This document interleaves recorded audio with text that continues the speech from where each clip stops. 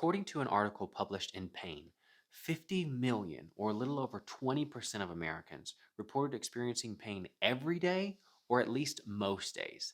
Think about that. 1 in 5 adults in America will experience chronic pain within their lifetime.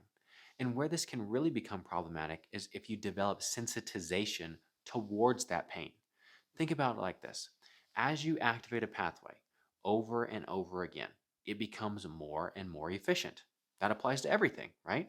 I personally train jujitsu, and when I first learn a new technique, it isn't the prettiest, and I probably won't hit it successfully on most people, at least most people that are at the same playing field that I am.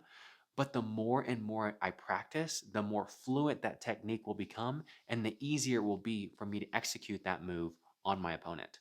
And if I keep working on that move and become really fluent at it, I may even be able to catch someone in it who's better than I am.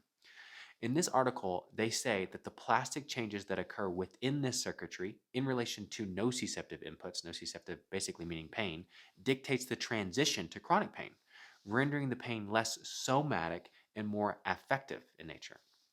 What that means is that when it comes to chronic pain syndrome, the brain ends up getting more efficient at sensing pain, even though there may not actually be any true tissue distortion.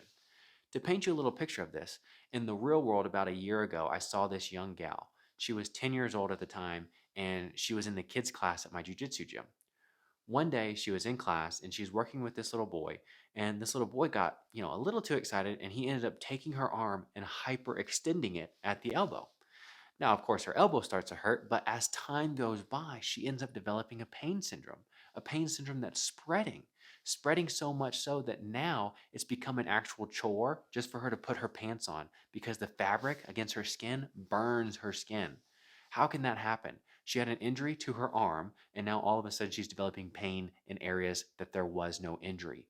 Her brain became very efficient at processing pain, even though there was no physical injury to her legs, whenever she feels like there really was. This can be due to something called central sensitization.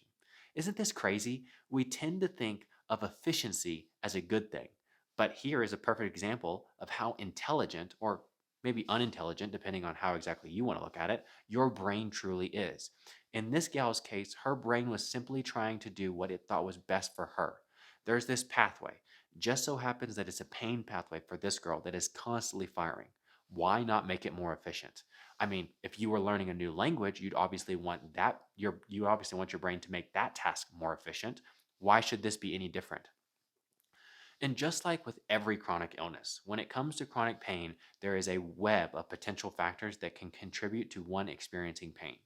Here we have discussed just one of those potential mechanisms, but if you're interested in learning about all the other factors at play and finally figuring out what is contributing to your pain syndrome, I've created a free PDF guide that you can download on our website. I'll drop the link below.